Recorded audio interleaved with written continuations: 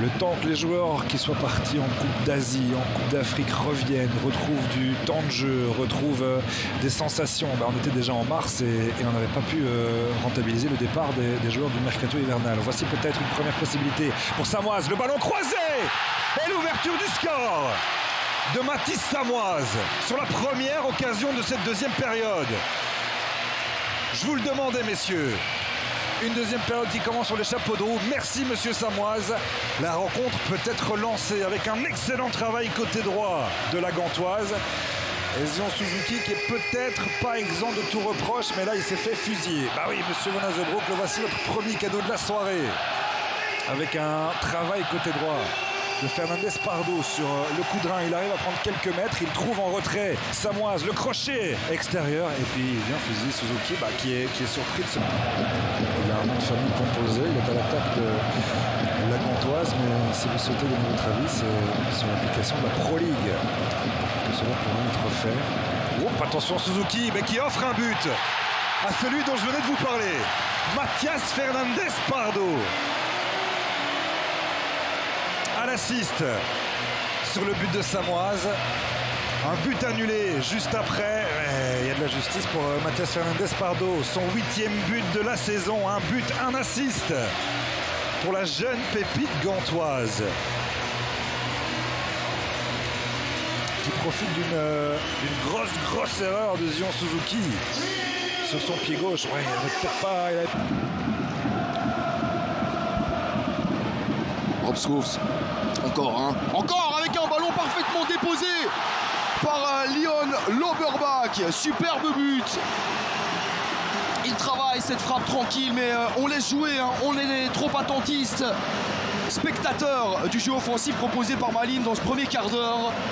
C'est la 5e voire 6e occasion en faveur du KV et fatalement ça devait un moment terminer au fond des filets de Mathieu Epolo qui peut pas faire grand chose. Il n'est pas aidé par son secteur défensif ici déjà, ça met trop de temps avant de sortir sur Rob Schoofs. Et puis derrière on laisse Lauberbach contrôler, se retourner, placer un ballon pied gauche.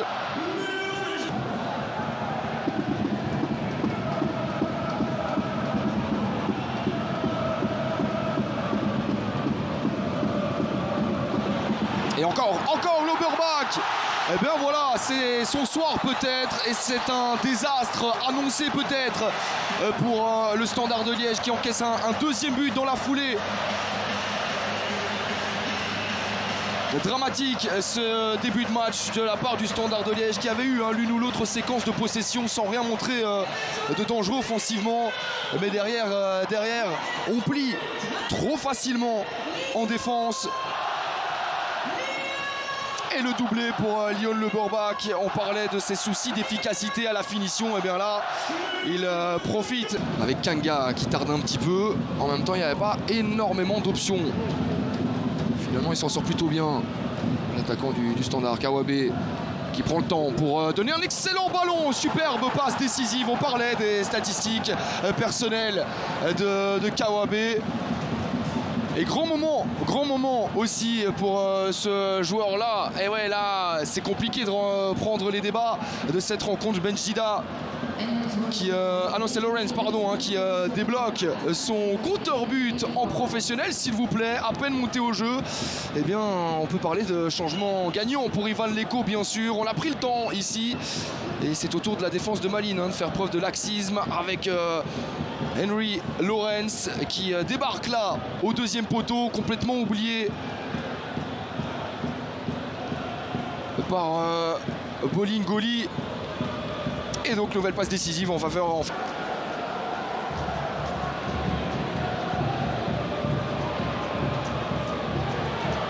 Isaac Price, est-ce qu'il lui aussi va tenter de loin? Pourquoi pas? Attention, le deuxième ballon. Et voilà l'égalisation. Le Standard qui peut fêter ce deuxième but du match, qui se repose sur ses jeunes. À l'image de Lawrence, buteur sur le 2-1. Et ici, c'est Benjida qui suit très bien. Et ouais, c'est relancé. On va vivre une fin de match intéressante, évidemment. On n'aura pas vu grand-chose dans cette deuxième mi-temps. Certains supporters liégeois n'auront même rien vu du tout, mais c'était volontaire, on l'a compris. Et on fait un cadeau là à Isaac Price qui tente sa chance dans un premier temps et puis ça suit parfaitement bien. Heureusement qu'il était là, Benjida, parce que Wilfried Kanga n'aurait pas pu jouer ce deuxième ballon. Ça a été relâché par Gaëtan Cook. Eh bien, première apparition en Pro League pour Lawrence, un but. Deuxième apparition pour Benjida et qui aimerait bien vivre un deuxième succès de rang.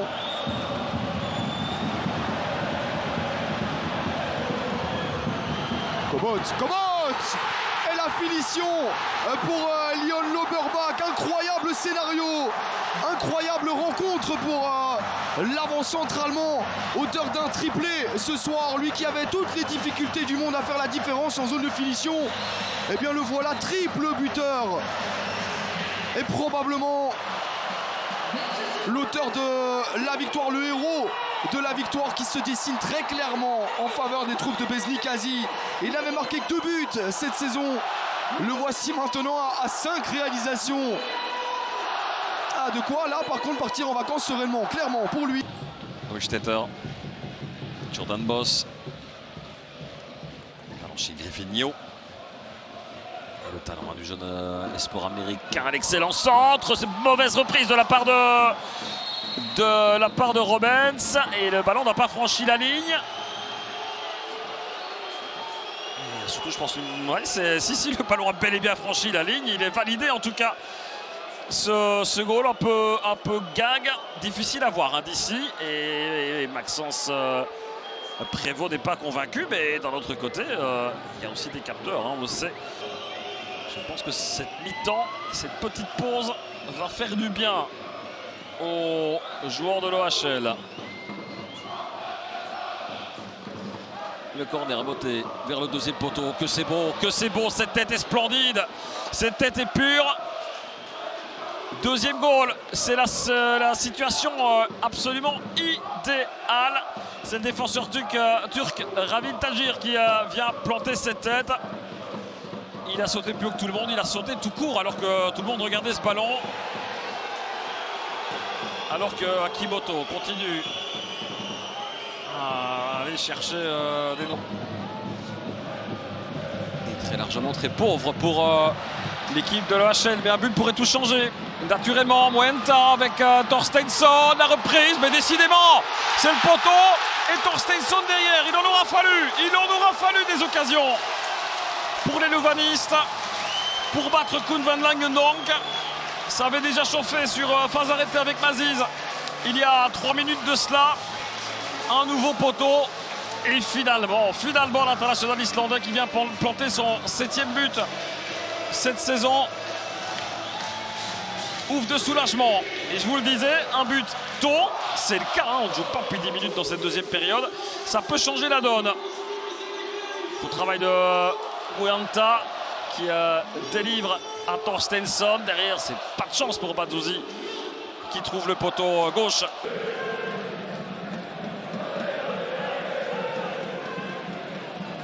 Silva face à Arthur Salès.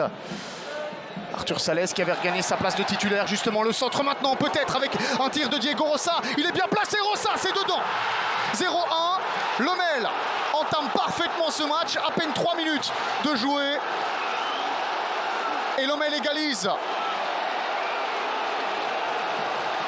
Alors là, c'est le scénario rêvé pour les Limbourgeois. Un cauchemar pour les Courtrésiens, pour les Kerels, qui s'attendaient à tout, sauf à ça. Première occasion, on parlait des vraies opportunités. Et c'est Diego Rossa qui vient planter ce premier but avec un très très bon travail d'Arthur Salès. La connexion brésilienne. Diego Rossa, 3e but cette saison pour lui. Sissako. Ah, c'est pas mal ça pour Messatou. Le centre de Messatou, Thierry Ambro. Oh, ça finit au fond. Ça finit au fond. Alors qu'il avait sauvé à 2 reprises. À 2 reprises. Ses coéquipiers. Thierry Ambrose qui vient peut-être cette fin de match. Il reste du temps dans ces prolongations évidemment, mais ils ont fait le plus difficile. Ah, et on pense évidemment tout de suite à Ivesic qui a été l'auteur de 2 arrêts extraordinaires et qui là laisse filer ce ballon entre ses gants. Rossa qui remet vers Karim. Bruno, mais évidemment il y a plus d'expérience du côté de Courtrai. Oh, c'est bien joué. Denève, le centre, et c'est le 3e au total des 2 rencontres. Le 3e but de Courtrai dans cette double confrontation, le 2e but en quelques minutes. En quelques minutes pour Thierry Ambrose. Il va l'avoir sa statue. Évidemment qu'on est en train de lui construire. Thierry Ambrose, le héros. Le héros des Kérolles du stade des Éperons d'Or. 2 buts en quelques minutes. Et la célébration pour Thierry Ambrose. Et Dries Wouters. Schoofs face à Pirard. Il s'élance, c'est parti, c'est bien donné, c'est bien placé. C'est 2 buts partout. 2 buts partout. Courtrai a encore un but d'avance. On le rappelle. Du au match aller. Quel scénario. Le pré-assist pour le but égalisateur était important. Avenatti, Ambrose qui va tenir sur ses cannes évidemment. Et ce ballon encore une fois, une petite erreur d'Ivesic qui va coûter très cher aux Limbourgeois et qui va probablement cette fois offrir la Jupiler Pro League à Courtrai. Ou en tout cas l'offrir, y rester. 3e but dans cette rencontre pour les Kérolles. Et une nouvelle fois, Thierry Ambrose qui aura un pied dans ce 3e but. Le capitaine qui montre la voie, le chemin, Joao Silva. Et on voit ça, évidemment Thierry Ambrose avec son physique qui fait opposition avec son corps pour rester debout. Et puis, il ne veut pas tenter. Hein. Le centre, Avenatti, non. Denève, le centre, Ambrose, et le triplé pour Thierry Ambrose. Avec quelle facilité. Est-ce que les Kérolles ont été chercher ce 4e but? Triplé pour Thierry Ambrose dans ce match déterminant, dominant. Et c'est le héros de la journée, sans aucun doute possible. Thierry Ambrose, gêné par une blessure pendant une longue... Plutôt à risque. Ouais, et là, il a surtout une bonne position et une belle sortie, une belle explosivité pour aller refermer la porte sur Léonie. Et pour l'instant, le titre se joue à 1 point. Ouais, et Dreyer est passé, il n'est pas en jeu. Dreyer face à Lamens. Et Anderlecht qui ouvre le score. Le drapeau ne se lève pas, c'est 0-1. Ici, Dreyer avait raté les 3 premières occasions, mais pas la 4e. Ouais, là, il va la chercher tout seul, comme un grand. Dans le dos de Toby Alderweireld. Là, Toby, j'ai l'impression qu'il y avait la caravane, désolé, d'accrocher. Là, on l'a pas vu démarrer. On sait que Dreyer n'est pas le joueur le plus explosif, le plus rapide. Mais là, même ballon-pied, il n'y a pas eu match et il n'y a pas eu course surtout. Belle déviation de Dolberg. Hein. Et c'est Wendell qui aussi est mal aligné. Il couvre, il est mal positionné. Mais ok, même Van Den Bosch, on voit ça court. Et Heukelenkamp, ouais. J'ai l'impression que... Attention là, cette relance, c'est le but. Matazzo. C'est super bien fait, mais comment perdre un ballon comme ça? C'est Gattoni, je pense, à la relance. On était en train de faire le check sur les changements. Ils ont joué rapidement. Ouais, la Gatoni qui est consolé par ses coéquipiers. Une erreur, ça peut arriver à tout le monde. Hein. Ça, c'est. Matazzo qui est passé par Anderlecht. Hein, elle coûte cher cette erreur. Qui vient marquer son premier but dans notre championnat. Assist de Gatoni. Frappe limpide d'Eliott Matazzo. Ouais, il sait rien faire, Kossaman. Elle est mise parfaitement là. 5 minutes effectivement avec Doumbia qui a mis de l'impact hein, depuis qu'il est monté. On ne voit que lui. Reste la conclusion. Doumbia tout droit encore. Doumbia marche arrière. Doumbia but. Oh le but. Lui il a remarqué que des buts exceptionnels cette saison. C'est son deuxième. Un contre le Standard, un contre Anderlecht. Quelle conclusion de saison, même s'il reste encore 4-5 minutes. C'est pas tout à fait terminé, mais quel but. Le chemin s'est ouvert droit devant lui. Silvio, il en a profité. Ouais, il aurait pu chuter avant, hein. C'est super bien fait. Hein. Là, il va fixer les défenseurs anderlechtois. Et la finition est vraiment chirurgicale. C'est super bien joué.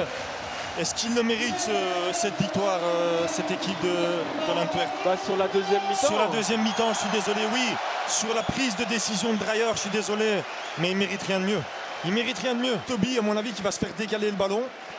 Alors Balikwisha ou Aldor Wereld sera Balikwisha. Pas mal. Pas mal du tout. Eh bien, parlait de cadeau. Et il vient d'en déballer un deuxième pour son entraîneur Mark Van Bommel qui va quitter le Bosuil tout sourire. Et il va chez qui? Il va chez son entraîneur. Là, tous les joueurs sont sur l'entraîneur. C'est une belle histoire qui se termine pour Van Bommel et l'Antwerp.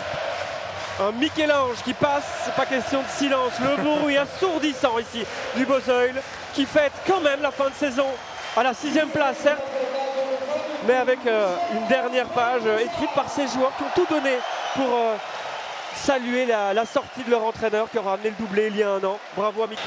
Van Hout, il demande. Il va où Van Hout? Oh, il va tout seul, Van Hout. Il nous fait un but, le boucher est devenu charcutier. Magnifique, un but alors qu'il demandait à Moura, mais bouge-toi, donne-moi une possibilité, donne-moi une solution. Il va la trouver tout seul. Son premier but, exceptionnel. Il a fait ça tout seul, après avoir donné 2 assists depuis le début de la saison. Celui qui casse le jeu d'en face vient peut-être de construire quelque chose d'historique pour son équipe. Ah, mais regardez cette relance qui est absolument catastrophique. Ensuite, comme vous l'avez dit, il va chercher tout seul ce but, Van Hout, son premier but de la saison. Il va chercher le petit filet côté opposé. Et comment il la met sans élan, c'est magnifique. Hein.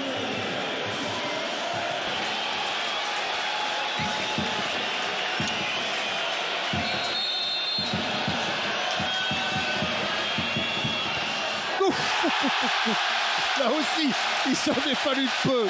Il s'en est fallu de très très peu. Ballon touché par Van de Voort, mais pas suffisamment.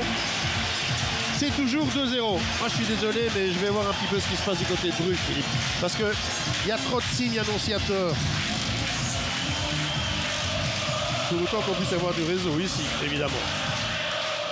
Voilà, il est bien frappé malgré tout. Hein. Heureusement, il y a la puissance. Heureusement, il y a la puissance pour Nilsson et pour l'Union. Il est bien botté malgré tout.